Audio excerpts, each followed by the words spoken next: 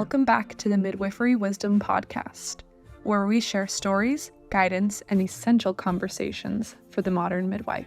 Today's episode is a special one. We're joined by our wonderful co-host, Angela Love. She sits down to talk with Jordan Tucker, her partner in her midwifery practice. Angela and Jordan guide us through an insightful discussion centered around sustainability in midwifery.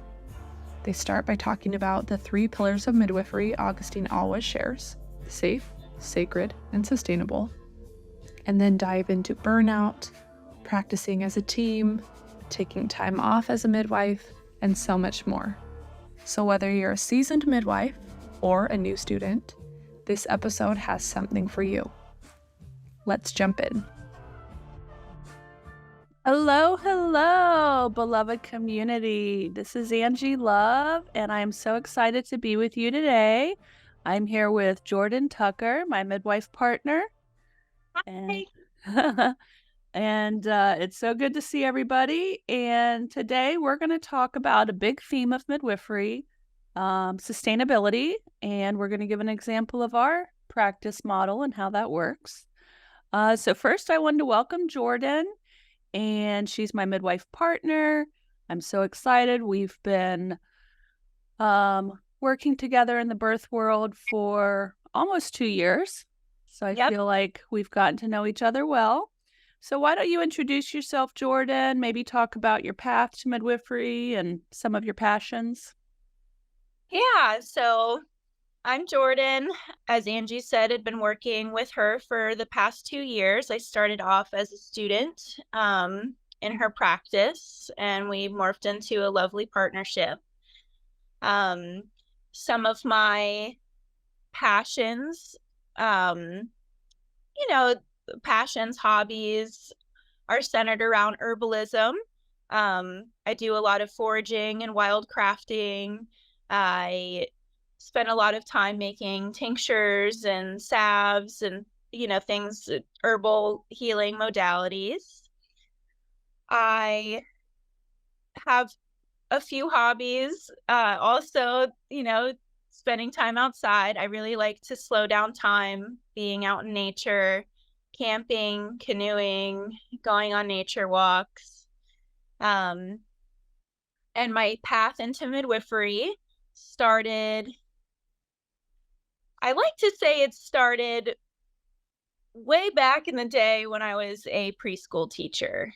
That's something that I start my story a lot with when people ask, how did you become a midwife? Because it is a special job to have. So people do ask about that quite a bit. How do you even think of that? So starting off as a preschool teacher, I really spent a lot of time working with families and their children.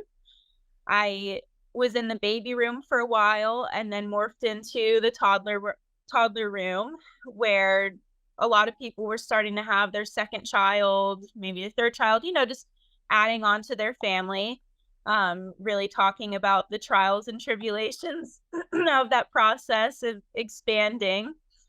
And then I went into private family caretaking. I became a nanny.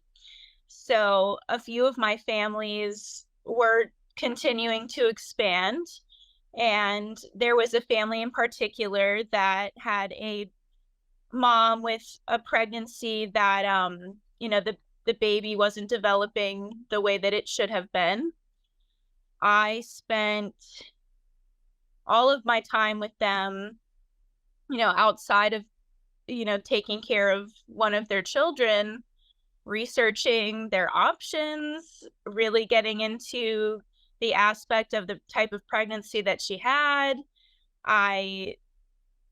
It just exploded, something exploded inside of me, this passion, where I felt like I needed to figure out the types of choices that they had, and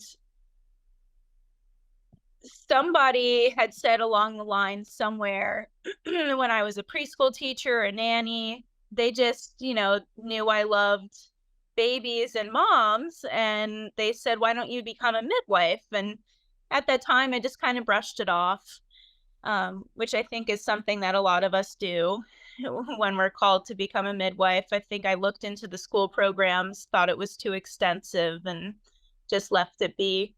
And then after this family had their baby, it just kept replaying in my head. Why don't you become a midwife? Why don't you become a midwife? So yeah, that's when I started doula work. I started doula work about 2 years prior to midwifery school. Not because I wanted to, immediately like dip my toes in or something like that and see if I even wanted to. I immediately knew I wanted to become a midwife, but I wanted to also experience birth before I started the entire program. And yeah, so that was my path into midwifery school and path into midwifery. Yeah, the school in general is an entire path in itself. Beautiful, beautiful. Well, something I've always loved about you, Jordan, is just your calm energy. I think that suits midwifery perfectly, that you are able to be empathetic and to be a calm presence in the room. And when you have that calm presence, it enables you to be able to think clearly in emergencies versus someone who gets flustered easily. So I think you're one of the best, if not the best, students that I've ever preceptored, and I'm very happy to have you on the team. One question for you: what is wildcrafting? Okay, so wildcrafting is grabbing the things that you foraged and creating other things with it. So I've made bug spray and jellies and different recipes out of the things that I've foraged out in the wild. Beautiful, beautiful. Yeah, so you went to the school in Florida that's accredited, Florida Traditional School of Midwifery, FSTM, right? Yes. Okay. And what are some things that you love about birth or being a midwife? Yeah, so things that I love about birth, aside from everything, is really just the right to choose, being able to create a space where someone has a voice when they're feeling like they don't. When they're feeling their most vulnerable, we can actually help cultivate a space where they can speak up. And that not even for the birthing person, but even for their partners as well. How many times have we had partners speak up and say, hey, is this normal? Is this what we're supposed to be doing? Hey, she wanted this instead. And just to be able to have that space and hold that space where our clients actually feel welcome to speak up is what I love the most about birth and midwifery. Beautiful. Yeah, and I think that you've taught me a number of things about consent and about creating that safe space. And so I feel like my practice has been better with you in it. Yeah, so today we want to talk some about sustainability. And if you ever hear Augustine talk, she'll talk about 3 pillars of midwifery practice, and that we should be safe, we should be sacred, and we should be sustainable. So I thought I'd briefly talk about those and then go into different practice models. Obviously, everyone wants midwifery to be safe. We want healthy moms, healthy babies, healthy families, to the extent that we can help in that process. Obviously, there are some things in birth that are not guaranteed, but the safety comes through our experience, through our knowledge, through us monitoring the baby and mom throughout labor, from us knowing what is normal and what is not normal. So providing that safe environment to keep people safe. Obviously, we want to keep midwifery sacred. We want to recognize the sacredness of birth and that this is a very special experience for the family, welcoming a new soul. And we want to do the things that the family wants to help keep this sacred. And then the third part is sustainability. And that means being sustainable as a business and practice and able to keep your doors open. That means sustainability for the midwife, that she or he is able to keep doing this for a long, long time and not burn out. So those are the three pillars. So the first 5 years of my practice as a midwife, I was in a birth center down in Miami. I worked there for 5 years. There were 5 of us midwives. We did between 30 to 40 births a month. We were quite busy. My schedule at the end was the best schedule ever. It was Monday through Friday, 9 to 5. Plus, I worked every Wednesday, 24 hours, and I worked every fourth Saturday. So pretty amazing schedule for a midwife. I had 3 weekends of the month completely off, and I had most of my evenings off. And when I was off, I was off. So that was a very sustainable practice for the midwife. It was also safe. It was also sacred. However, there was not very much continuity of care. And what that continuity of care means for people is that they know their midwives well, who they're birthing with. They build up that relationship throughout the pregnancy, and they build up that trust. So I had that with some of the people who birthed with me, but some of the people who birthed with me, maybe I hadn't met them at all during the pregnancy, or maybe I had met them once or twice, and I tried to provide as sacred as an environment I could, but there wasn't that continuity of care. So then I moved up here to Vero and started a home birth practice because there wasn't that birth center I could just go work at. So I did the first 7 years in solo practice, and then I did 3 more years from 20 to 23 in solo practice. And that obviously can be safe and can be sacred, but long-term, it does have decreased sustainability for midwives. And you will see that all across the country, not just in my practice, but a lot of times midwives burn out when they try to do it all by themselves. So it had great continuity of care. And some of the things, if someone's really interested in that model, that I did to help make it more sustainable is to have 1 month off a year every summer, is to take vacation. And I got better at boundaries. The longer I was in it, I got an office manager to help do other things in the practice, like scheduling and billing and insurance. And I took fewer clients. So I limited myself to 3 or 4 clients a month that were birthing with me. And I also took, as I'm getting, older, and I took fewer primips. So I would have less long births. And some of that may have been discouraging for people. They would call me and want to be with me, but I was already full. Or they were primip, so we kept them in mind. But if, a second time or third timer called, I would choose them first. So it wasn't good for everybody, certainly. A lot of you know this, but for 3 years, 2017 to 2020, I did have another partner, Margot. And we did well together, but she burned out in 3 years. We've talked about this on another podcast. She suffers from anxiety. And so the anxiety of birth was really getting to her. And she realized that she didn't want to be, do the birth stuff for midwifery. And she's doing well and working in doula coordination for Healthy Start. But yeah, and now here Jordan and I are, and we're working in a partner practice, which we'll get into our specific model in a little bit. So I want to talk about some statistics and what burnout looks like. So there was this recent study, 2022. They said that 41% of midwives in their study had moderate levels of burnout, 41%, and 7% had high levels of burnout. So that's 48% of midwives were suffering from burnout. What does burnout look like? It can look like emotional exhaustion. It can look like depersonalization of the clients. It can look like being really cynical, not being efficient, not showing up to work.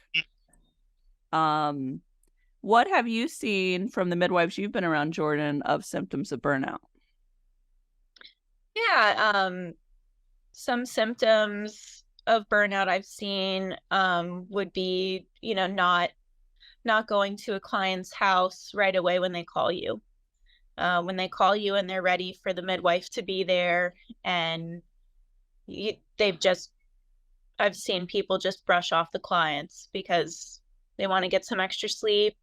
They had that dinner that they needed to finish. And then having to rush to the client's house because baby's coming. Yeah. Yeah. That's a big one that I've seen. Okay. Just not you going. might notice that some midwives miss a lot of births. Yeah. Right? And some births are super quick and they are going to be missed because the baby's coming in 20 minutes. But, there are some midwives when they get burnt out that they wait too late. Yeah. And they, sometimes, you wait too long after a client calls you because they need support. Maybe they don't have a doula. Maybe they don't have a super supporting partner. And you get there and they're wanting to go to the hospital already. Yeah. Yeah. True. So we know as midwives that we give a lot of empathy in our job. We have a lot of emotional investment. I know that many days when I'm doing appointments in the office, I feel somewhat like a therapist. People do feel like it's a safe space. They're telling us their problems, their issues, their relationship stuff. And so we're there for them. We're listening. We're giving some tips if needed. But it is a big emotional investment. It's not just the physical labor, but it's the emotional aspect too, that we do really get emotionally invested in our clients. So I like to always bring up Call the Midwife, one of my favorite shows. It's on Netflix if anyone wants to watch. And it's based off of the diaries of a real midwife in the UK. And I've read the books too. They're great, 3 books. But Call the Midwife, it's following these midwives, 1950s, 60s over in the UK. And I love the intro statement. She has different flashes up there from her diary. And one of them is, why did I ever start this? Because Jenny, the midwife in the book, she's asking herself, why did I ever start this? And I think any midwife who's been a midwife for a while after a really long, hard birth thinks about this. Thinks about how hard this job is. And there are so many easier jobs that you could get paid the same or more from, with the brilliant minds that midwives have. But midwifery is a calling, and so you get charged up again, you get re-energized and you go, but it's not the easiest of jobs. And I do precept students. I do even let high school students shadow me. And one of them asked me this week, if you could go over and do it all over again, would you become a midwife? And I said, that's such a hard question. She also asked me, what are the challenges of my job? And I'm like, this is not the easiest job. So if you want to do it, you really got to be called. You really got to have a passion for it. Yeah. Yeah. Yeah. So go ahead. To do it all over again. It's like, do we have the option to do it all over again? I think we'd end up just being midwives at the end of it anyway. Yeah. Yeah. Yeah. Whenever I have those hard bursts, I always come back to the place of we need a ton more midwives. Our community, our clients need us. I really feel like we're doing important work. And, I feel like I'm a good midwife. So I've been doing this a long time. I've been doing it for 19 years. So inevitably one day I will have to quit. But I do feel like what I'm doing is a service to our community. So. Absolutely. Yeah. So I wanted to talk a little bit about our current practice model. I can tell everyone that Jordan and I love attending births together. So a lot of times, most of our clients are getting 2 of us at their birth, so 2 lovely midwives. It comes really helpful when we have those nice, long, hard births. So those might be first-timers, prime-eps, or might be VBACs. And we can break it up. So one person can go and do a shift of 8 or 12 hours, and the next person can go and do a shift, and the other person can go home and rest. So it makes it more sustainable that we have that energy to keep giving to the clients. Yes. Yes. And when someone's in solo practice and they don't have that partner, the doula can come in handy, the birth assistant can come in handy, a senior student can come in handy, but it's not the same. No. And if you have a long, hard birth with just a solo practice midwife, that midwife's going to be really tired by the end, and the end of the birth it's the most important part to be alert and energetic for, because most of birth for the midwife, I would say, is pretty long, and boring. And then you have 10 minutes, maybe 20 minutes of excitement and intensity where baby's coming out, babies could get stuck, women could bleed too much, so that's that 10, 20 minutes. We got to be, really alert, really exciting, make sure everything is doing well, baby's breathing nicely after the birth, right? How would you describe it? Yeah, it's, exactly how you said it. You got to be excited. You got to be on top of it and alert, present. Those moments are fueled by a lot of adrenaline, for sure. So even when you are at your most tired, you do seem to find that ability to muster yourself or pull yourself together and just be in the moment. But you do end up missing things when you're overly exhausted. I mean, that can happen to anyone. Yes, we are human beings, believe it or not. uh, and so I think having a 2 midwife model is safer than just 1 midwife, because you do have that capability of tag teaming that you don't have with 1 midwife. There might be another midwife in your community that you could call for a backup in that situation, but she may be at another birth, might not be available. It's not the same, you know? So being that we are human, I think it's good to realize that midwives deserve some days off. We have birthdays. Our children have birthdays. We get sick occasionally, might need a sick day. Our kids might have a performance at school and we might need vacation. And I know that pregnant women don't always like to hear that, but yes, we do need days off as well. Yeah. We need days off. We need an extra person there. I mean, how many times have we heard, well, I just want my midwife and my partner there. I don't, well, are you sure you have to bring a birth assistant? How, Yeah. Yeah. And if every birth goes totally perfect, then one might be okay. However, when the exciting part of birth is happening, a lot could be going on at once. You could have a stuck baby and need to call 911. You could have a baby that needs resuscitation and a mom that's bleeding out. You can have multiple issues. So attending birth with 2 people really is the safest. And some practices, they like 3 people. Yeah. And so I think a better way to think about birth is that everyone there has a function, And so having a midwife and a birth assistant is like the bare minimum that I like to do. And having 2 midwives there is amazing. I'm really glad you brought that up. And sometimes people say that if they've had hospital births and they're used to people really disturbing the energy or being bothersome. But I think if people have been in home birth for a while, most of us have learned birth etiquette, how to be a calm, unobtrusive presence, how not to bother women, how not to ask them questions during a contraction, and really respect the birth flow. So I know Ina May talks about, being a midwife in the corner and knitting, which for me is not good for my fingers, but just like being a presence in the room, but not being annoying or, staring at a woman. Yeah. I really like Anne Fry's big purple birth book, and she has a whole chapter on birth etiquette. I love that. Yeah. Have you read that?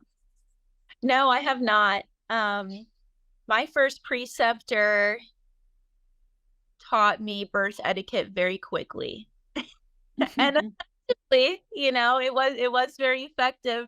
At first, there were times where my feelings were hurt because I didn't think I was doing anything wrong, but I very quickly learned to just kind of back off. You don't need to be in the immediate space. And stepping into midwifery as a midwife, you do kind of need to be in the space pretty frequently.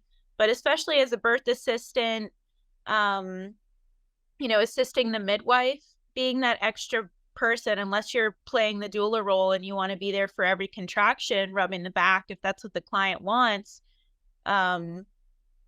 sitting in the far corner and just waiting for what the midwife needs is a part of the birth etiquette. Is really kind of pretending like no one's in labor right now and just go sit in the corner. Yeah.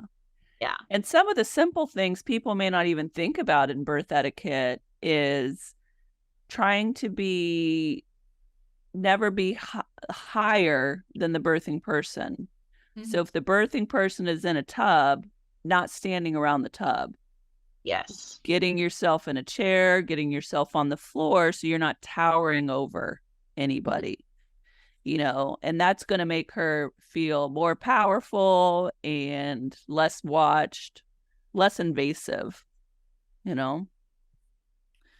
Okay, so some of the things that we like to do in our practice currently are get our clients to do appointments with each of us.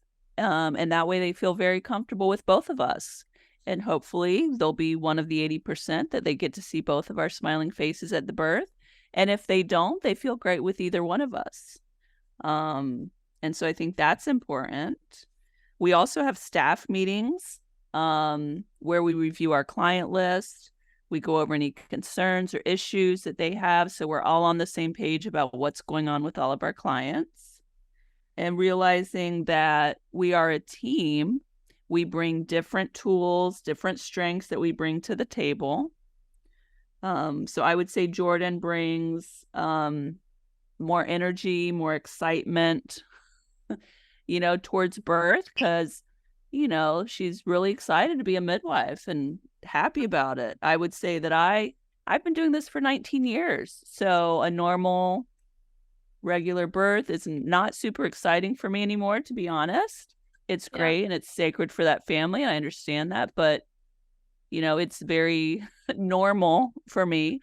I get excited when I have a twin birth or when I have a breech birth, or something exciting like that. But, I bring some experience and some wisdom, but not all of that excitement. You ground me a lot when it comes to that. You keep me grounded instead of me, floating around here all happy and excited to be this new midwife and go see all these births and, kind of be in that charging role. And you bring a sense of, hey, take a step back and look at the real picture here. Don't be so excited that you're in the midwife role. Let's actually pay attention to the picture and make sure everything's safe. And I always appreciate that grounded presence. Oh, thank you. I think you're pretty grounding too. So I think both of us work pretty well together. Yes. Anything you want to add about our practice model and how we're doing things? Yeah. I love that you and I give ourselves an allotted time each month to take to ourselves, on top of the months that we have off. I think that the sustainability when it comes to having time off call is really important. It's something that was really important to me even as a student, is to be able to have a time where you can say, this is my time. When you start midwifery school and midwifery in general, everyone around you will tell you that midwifery, you're a midwife. That's who you are. In actuality, yes, once a midwife, always a midwife. I think, with the ability to even reincarnate, we'd come back and still find ourselves being a midwife in some sort of way. And I also like to keep in mind that no, that's not your identity. That's not 100% who you are. And yes, your children and your loved ones, they're allowed to come first before your clients. And with a 2 midwife or at least practice, the ability to be able to do that, to show up for your family and, show up for yourself, even being able to take a day of self-care is incredibly important. It's something that I was really passionate about, that I was kind of told that you couldn't have. But you can have that, and you should have that, or else you are going to get burnt out really quickly. I really respect Angie for having her practice so, completely held up, really just by herself, and Becky. But ultimately, you're the one that's on call. You're the one taking the phone calls, going to the houses, going to the home visits, filling out the paperwork, charting, doing all of that all at once, all of the time. That's a hard thing to do. And it's really just to show up for your community. Yeah. Yeah. When people think about midwives, like the lay people, they think midwifery is such a great job.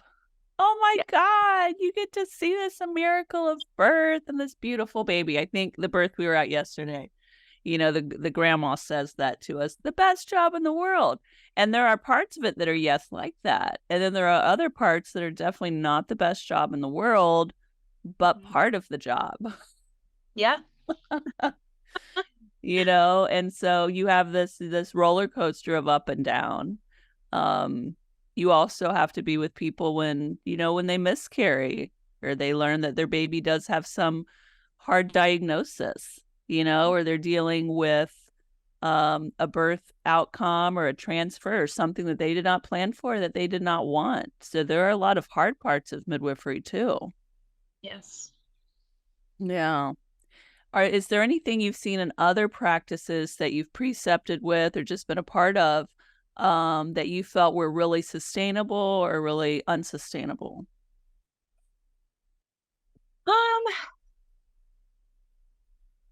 When it comes to the aspect of sustainability, I really like the practices that allow, their midwives that have young children to attend clinic and births, as long as they're able to be wrapped around your body, especially when it's an important aspect that we preach to our clients, to be able to have a good nursing relationship, a good relationship with your baby. We don't live in a country that allows us to take, months of paid leave. So we don't really have much of and even as a midwife, I don't think that paid leave would serve our communities very well. So we would be back to work quicker. And I think that that's something that I have found sustainable in other practices. Yeah. And I did that when I had Zoe, and I also have allowed students to do that they could bring their baby with them for the first 6 months or until the baby started crawling, because then the baby starts getting into, things in the office. And for the clients that were birthing, I put a little line on the birth plan form that I passed them out. Are you okay with me bringing the baby with me to your birth? Or would you prefer I leave the baby at home? And in the whole 6 months that I brought Zoe to birth, only one person said that they wanted me to leave Zoe at home. Yeah. And so it was always beautiful. Sometimes Zoe would be on my back, but many times she would be just asleep while the baby was coming, or maybe a grandma would be holding her, or an assistant or whatever. And it always worked out. Yeah. Yeah. I love. Yeah, and I think that is a good model that most midwife practices should have. I mean, people love being around babies. The pregnant women are going to love seeing babies and seeing how they are and modeling that nursing and that attachment. And when I think it was the either WIC or Healthy Start office, when they were doing like surveys of the breastfeeding policies we had, they gave me a little award for being a breastfeeding friendly workplace. And I'm like, well, hopefully, I mean, we got to be modeling this for any other workplace, you know, that would be available. So what else? Have you seen anything else you found really sustainable or unsustainable? One other thing I found sustainable for practices that, you know, may not agree with the model of, you know, if you have several midwives in your practice and your client wants you specifically, you know, some midwives, they like that. They want to be that complete single person for that birthing person. Sometimes we cultivate relationships where we can't say no, right? So what I've seen in other practices, or one other practice, was they were able to charge the client extra to be on call for just them. Okay. So that they could guarantee, or, you know, almost guarantee their presence at their birth. I think sometimes just being able to say, because, you know, midwives are often underpaid, to be able to say to a client that, yes, I can be there for you. I'm going to put down that boundary that I've been trying to uphold for a long time. But I'm going to need something in return. And more money is always great for midwives who don't exactly make a whole lot. Definitely. So, yeah. And that's one of the things I did when my last partner left me. And I was so sad. And oh my goodness, how am I going to go on doing this? I was so enjoying the partner. I made a decision to raise my rates. Yeah. You know, and so I'm like, if I'm going to keep doing this, I'm going to need a little bit more money to keep doing it, because otherwise I can go out and do something else. And I raised my rates, and for people making a good income, they pay my regular rate. And I do have a sliding scale based on income. So people who have a lower income can still have a home birth. And we do have a scholarship program for BIPOC folks if they can't afford to pay anything. So we have that in place, but that definitely helped me stay with midwifery when I had those long, hard births and, oh my God, I could be doing something else. Okay, but I'm doing okay and I'm paying my bills. Yeah. No. And so if some midwife is out there and thinking about, oh, I should just quit this, try raising your rates. That might improve your morale for a little while. Yeah. The other thing that I've also done is taken sabbaticals. So I've taken 2 sabbaticals other than maternity leave, where I would take at least 2 or 3 months off from births. I did sabbaticals for like a year, twice in my midwifery career. And then I'd come back and be refreshed and renewed. And I'm on a lot of midwifery chat groups. And sometimes you'll come up there and some midwife will be like, I'm thinking about quitting. And it's very understandable, but some midwives will offer the good advice. Why don't you just take a sabbatical for a year, see how you feel? Don't let your license lapse. Yeah. You know, you might find in a year that you're ready to come back or change your practice a little bit. And so the other things that I've seen are people that are really burnt out on the birth, being on call, the long nights. Some midwives start lactation practices where they're just helping people nurse. Some people start prenatal care only practices where they're not doing births. Maybe the people are planning hospital births, but they'll provide all the prenatal care, maybe some postpartum care. So there are options of staying in midwifery without doing the long nights and the births. Yeah. Although those are parts that are really needed. Yeah. You know, we need more midwives all around the U.S.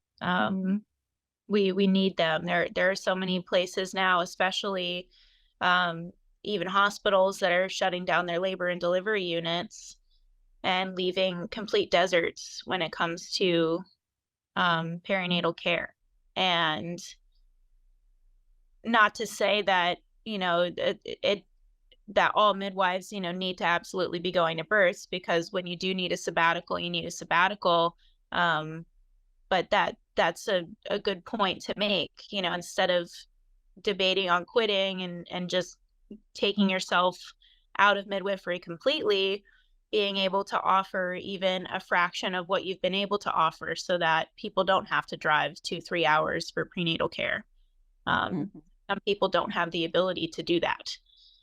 So being able to even offer prenatal care only, postpartum care only, is something that's important, that might keep you in midwifery too. You might be back actually. These maternity care deserts are a big topic because a lot of our hospitals in this country are all for profit, and in a lot of places, more than half of the women are on Medicaid, which does not pay a lot for births. And so their labor and delivery areas are actually losing money. And you would think, the hospital realizes they're doing a good service by helping the babies get born. But many of these for-profit hospitals are not run by care providers. They're run by business people. And they're like, if we're not making a profit, slash it. And the L&D unit gets cut. And then the women don't have anywhere to go birth if they wanted a hospital birth. And maybe they're doing home birth. Maybe they're doing unassisted births. Maybe they're trying to drive 3 hours in labor. But that is the future, unless we can get some other system of healthcare. And midwives we need a ton more midwives to take care of all of the pregnant people. Here in the U.S. and lots of other places around the world. Wow, did you hear that? We need a ton more midwives. At our Midwifery Wisdom experience this past week, we learned that midwives are serving about 1.4% of pregnant and birthing women in the United States. 1.4%. There are so many communities across the United States and even around the world where there just are not enough care providers for pregnant women. Hey listener, if you're not already a midwife, have you ever thought about becoming one? Okay, that's a big question. You might be thinking, what kind of midwife would I want to be? What pathway would I take to get there? How would I know my responsibilities as a midwife? How would I juggle my life? Enter Pathways to Midwifery. This Midwifery Wisdom course, led by the incredible Kimberly Haynes, is designed to support you as you navigate your way into the world of midwifery. Whether you're just learning about the career of midwifery or have decided that this is the calling for you, this course is the perfect step to help you make some big decisions and get you going on the right path for you. For more information, visit the school page on the Midwifery Wisdom website or check in our show notes for a direct link. So part of that is retaining the midwives that we have. And how do we retain them? We make practice models that are sustainable. Yeah. I know before that this practice opened up in Indian River, there wasn't another home birth practice here for at least 30 years. I don't know when the last home birth practice was here, if ever. And so that we're going right now on 13 years strong here in this county. That's pretty good. Yeah. And I definitely feel like I have probably another 10 years in me at least for attending births. We'll see how it goes year by year. The average age of retirement here in America is 62. And I'm 56. And a lot of people retire before they even think they're going to because of health reasons. We all hope that we're going to be healthy and working until we're 70, but no one can guarantee that, So any other tips or tricks you want to give out to other midwives around the country looking for sustainable practices? Probably stop doing prenatal home visits. I was going to bring that up too. Yeah. Yeah. That's something that I see that is simply not sustainable. No shade to any of the midwives that offer that. That is an amazing selfless service there, but it's something I can't even fathom. Driving all around town all of the time for prenatal home visits. That's a lot. That's a big task when you have more than 4 people due every month.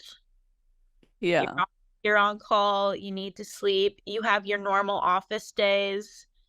Ultimately, you're going to find yourself working a 9 to 5 plus a 5 to 9. You're Yeah. just all the time. And people are willing to come to your office. There are many practices out there. It might not be the complete midwifery model of care, but traditional OB practices, you don't find an OB coming to someone's house. Period. So I think that that's something that, if you're feeling burnt out and you're offering prenatal home visits, maybe give that a shot. Just have people come to your office instead. Yeah. And I can say for me, I'm not someone who likes to build up tons of debt. So when I started out my home birth practice in this county, at first I did office visits in my sister's office, who's a dentist. So I saw people there in the evenings and weekends. And then I got another house that I rented that had like an enclosed carport with its separate little entrance and a separate bathroom. And so I did appointments there. That was my office, but I also lived there for a while until my 2-year-old started pounding on the door, let me in. But starting off, a lot of midwives will see people in their house, and so it's not their house. They're coming to you. You're saving on gas. You're saving your time. And ultimately, the midwife's time is very, very valuable. Yes. Because for us, for example, we do an hour radius of our office. So that's an hour either way. That's like 3 or 4 different counties. And if we were driving around and seeing all these people prenatally, I mean, we'd be wasting all of our time and all of our gas. Yeah. Yeah. Not that efficient. It's not. No. And the other thing that we've offered to kind of bridge the gap for sometimes people really don't want to come to the office is we also do telehealth appointments. So some of our appointments kind of need to be in person because we're drawing blood or doing a pap smear or something. But then other of them, they're in the middle of the pregnancy and maybe the mom has her own Doppler and we can do a virtual visit, talk about all our educational topics, talk about how she's feeling, but we don't actually need to be in person. So like some of our clients who live like right at an hour away and have a couple kids and don't want to drive up here, they'll do half in person, 5, maybe 5 prenatal visits in person and then 5 telehealth. Yep. And obviously if something's coming up, we might have them come to the office for another time, but if everything's going pretty normal, that's another way to make your clients happy, but also stay sustainable and not lose your mind as a midwife. Yes. Yeah. So, I mean, I think as community midwives, we tend to be flexible. We tend to be innovative and creative people that deal with situations. And so that's kind of like what I think you have to do with your practice model. Figure out the areas that are really depleting you and delegate those or change those up and keep doing the parts that you really love. Yeah. Yeah. A big step for me also was getting that office person. Instead of thinking that I have to do everything and stay on top of everything, is I don't like billing. I don't like insurance stuff. I want to pass that to somebody else and let them handle it, and handling all of our faxing and handling all of our prescription refill requests and just things that I don't need to be involved with frees up that part of my mind to not burn out. Yeah. Yeah, it's worth it. If anyone is considering, if you're doing at least 3 or 4 births a month, you should be considering having an office person. I would say the ideal office person for a midwife would be a mom, someone who believes in home birth, so really is passionate about the job, and maybe has kids in school, and their kids are in school 9 to 3, and so they only want to work 9 to 3 and might even want a day or two off a week. So like that kind of person can be employed, can really get to know and love your business and help sustain it. And it saves, it's wonderful. It's a win-win. Thank God for Becky. Thank God for Becky. Yes. Yes. That was the best idea I ever did, was to hire Becky. Yeah. Beautiful. Well, we had a great birth yesterday, and I came into the birth a little exhausted because I had not slept well the night before, and Jordan was there and able to let me take a nap in the back room. And when our energy drains, I can pop in. And then she had to run off and do some office appointments, and I was able to stay and finish up postpartum. So, I mean, it was a beautiful illustration of how having 2 midwives helped our practice run really smoothly. Yeah, it was beautiful. When we have the both of us there at the birth, it's nice to be able to also look at the chart after the birth is done and you just got home after running the errands you were supposed to run that day, and the chart's done. Yay! Yeah, just the little things like that, not having to have that extra thing to do at the end of the day is awesome. Mm-hmm.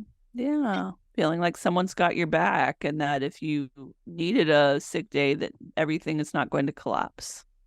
Yes. I think midwives deserve that if you can find another midwife who wants to work with you. And I think a great practice model is pairing a younger, fresher midwife with a more experienced one, because it's going to be a learning experience for both.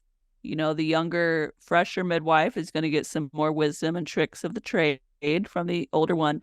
And the older one is going to get the newest research and some of the newest ideas from the fresher midwife, because they've been out of school for 19 years and didn't realize, oh, we're supposed to be doing it this way. Or, oh, this is the new thing we're supposed to be doing. It keeps the older midwife from getting stuck in her ways and staying current with everything that's going on. So it's really a win-win in my book. Yeah, I think with the newer midwives too, coupling with more experienced midwives, it's important because it ends up lowering your transfer rate also. Mm-hmm. I can think of a handful of times that I may have transferred simply because I didn't really know what it was that I was looking at, things that you don't really see often, that you don't learn about in school. That, the first thing you think of, because when you're in school, you learn when in doubt, just transfer, transfer, refer, consult.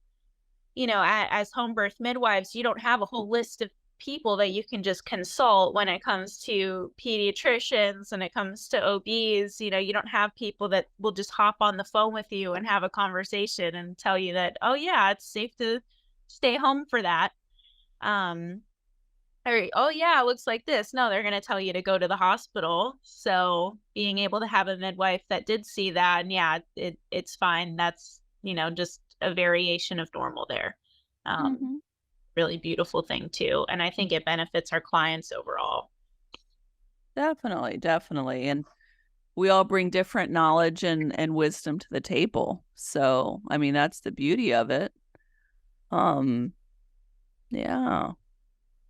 So I'm really glad that we're working together, and I hope that all the midwives out there can find a partner midwife to be with and work out models that are sustainable for them so they can keep practicing midwifery forever.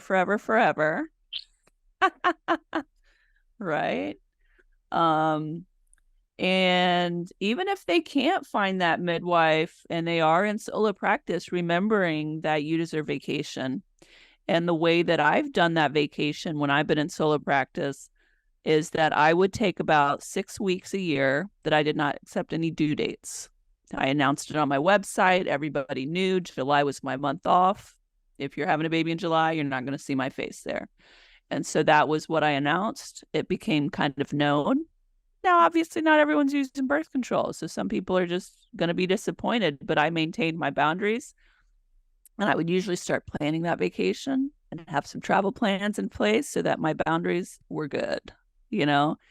And I was a totally different midwife in June than I was in August. I came back in August, refreshed, renewed, loving people, loving life, smiling, less bags under the eyes, you know, and every midwife deserves that time off. So what I did during the month that I wasn't actually in town is I had a midwife from another town over do some prenatals for me. She could do prenatals in my office. She could do prenatals in her office, and I'd pay her per prenatal, and I paid her a little bit for taking phone calls. And that's how we worked it out. And that's how I was able to do solo practice, you know, for 10 years. So if anyone's out there and feeling burnt out, take some vacation. I think that hospital births would be so much better if those OBs were taking a month off every year. If those nurse midwives in the hospital were taking all their vacation time.